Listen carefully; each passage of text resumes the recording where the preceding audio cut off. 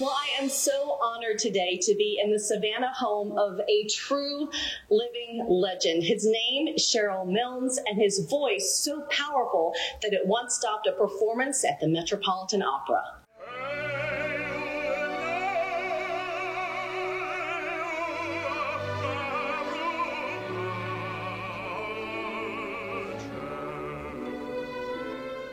So Cheryl, it is great to be here with you today. Your voice is beyond words, beyond description to me. I wouldn't say that, but well, you've won numerous Grammys, many awards for your singing. You've performed for presidents.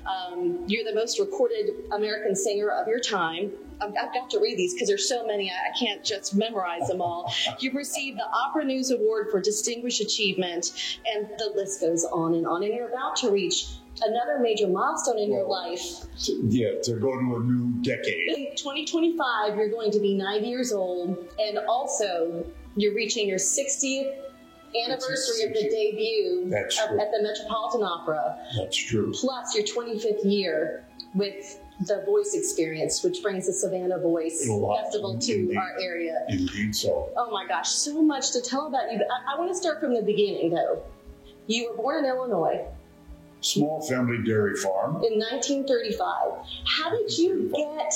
That's the end of the Depression. I mean, the Big Depression. How did you... Milking cows twice a day and all of that. How did you have time for music, and where did your music ability get noticed and grow? My mother was a piano teacher, church choir director, so I was brought up in church music. I was lucky in that the famous Protestant hymns, of course, was part of the repertoire. But my mother liked Bach and Handel and Mozart and Haydn and Beethoven and all of these people. So I was brought up with that music. But when did you start singing then? Well, I was in choirs all the time. Okay. I loved the choral sonority, the vertical sound. Solo singing, I really never thought about that. Farm boy, down and dirty, all of that. That came much later, really, in college. Even in high school, I was not the best singer. I was maybe the best musician. I could sight read. Yeah. Because I was also a violin player. I studied violin a long time, and piano, all this stuff, viola, and string bass. At any rate, then in college at Drake University in Des Moines, Iowa, I had a church job. Soloist. Then the solo things started to, evolve.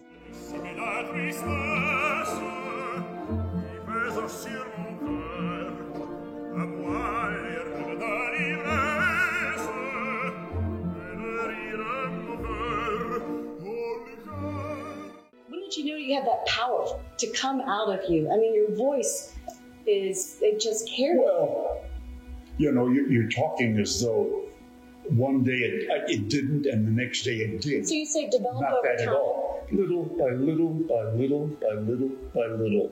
I didn't think of big. I sang. Mm-hmm. I sang. That's all. I just wanted to make sound. I liked making sound.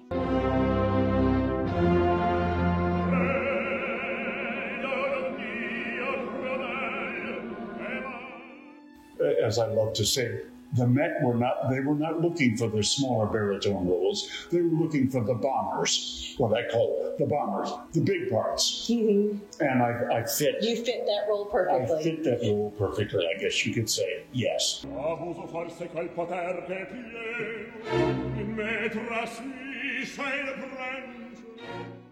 you have performed with some of the most famous tenors in the world.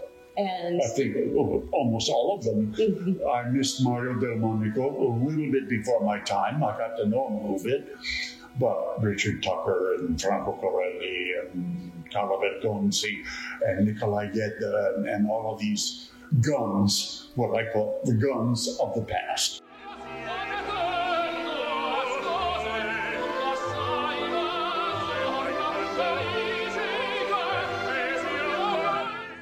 Of course, I was scared to death.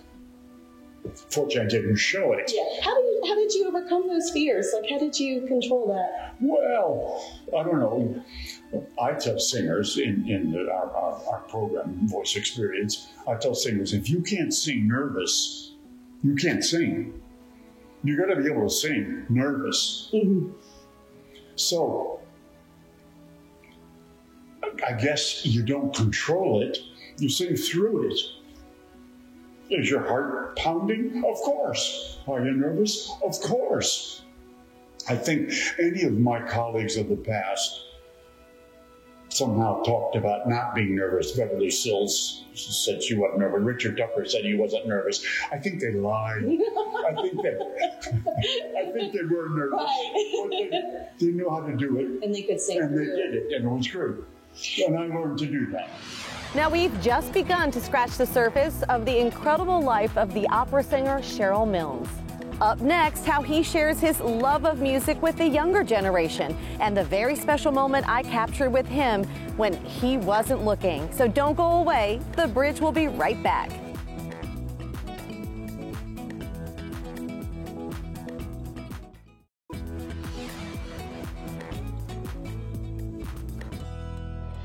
Welcome back, everyone. Did you know that we have a living opera legend here in Savannah? He's Cheryl Milnes, and he's about to turn 90 years old.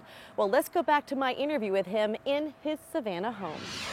25 years ago, you started with your wife the Voice Experience. Voice Experience, yes indeed. Which here is the Savannah Voice Festival, which most of us know from it's, that. What, 12, 13 years here. It's incredible. Why did you guys decide you want to do that for the next generation? Well, teaching is always, I don't know if you have chromosomes for teaching, I don't know. It's been in my blood. My mother was a teacher. It's in your DNA. And my wife, Maria Zulis, is also, well, as a performer, yes, but teaching. And at a certain point in age, you can't really perform anymore. People tend to think that we singers stop singing because we want to. Wrong. You know, a football player at 39, 40 is considered old. Well, fortunately, we're not quite there. 60, 65, somewhere there, we're considered old. The muscles don't give you the same thing. And you stop, at least I did, stop because certain things I couldn't do anymore. Okay, that's fair. I earned the right. 32 years at the Met, 42 years of career singing, you know, earning a living from singing. And that doesn't even include all the years in my mother's church choir, singing a Messiah or a Bach cantata or whatever. Doesn't even include all of that. Well, the passion is still there. When I first met you, it was on the final night of the Savannah Voice Festival. Wow. And I don't know if you noticed, but I was recording you. I got footage of you carrying on. There's along with the other performers. And I want our viewers to see that because it really touched me.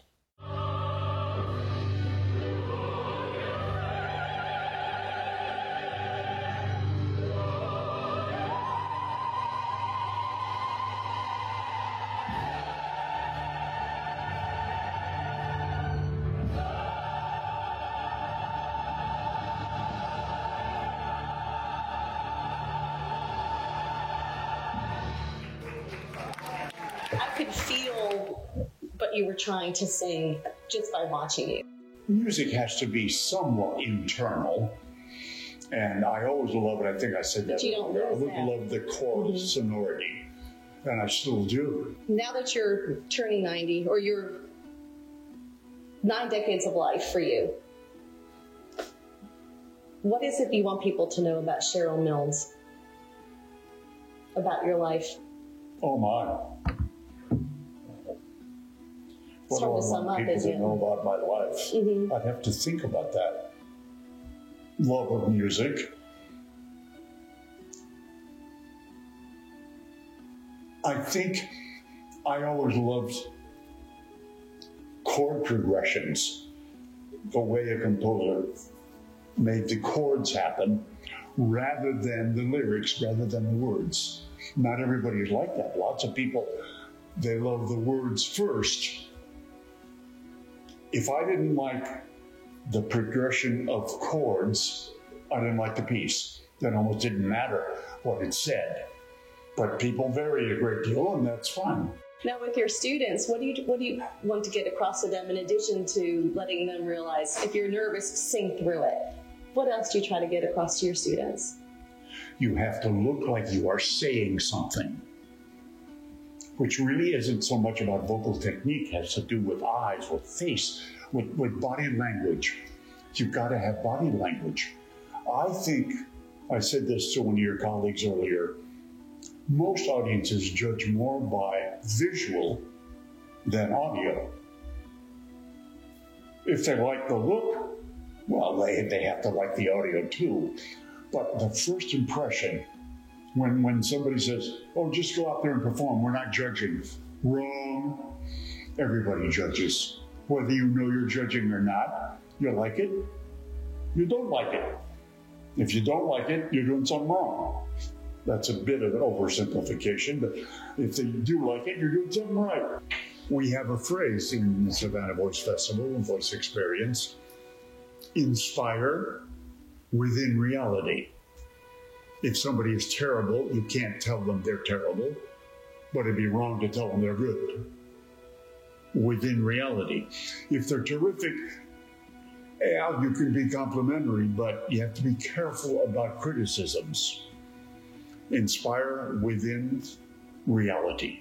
I know our viewers would like to be able to look at some of your performances and learn more about the Savannah Voice Festival. What's the best way that they can do that? Well, the website. Everybody has a website now. I mean, I guess I even have a website, which I didn't do, but somebody did it. You do. It's CherylMills.com. I guess probably my wife did it. I don't know. Is that what it is, CherylMills.com? Yes, it is. Well, Cheryl. YouTube, I'm all over YouTube and all of that stuff. So you're very easy to find. I'm easy to find, as is Voice Experience, Savannah Voice Festival, easy to find. So every year, people here in the Savannah area can see you and the work of you and your wife here in this area and the impact that you guys have made.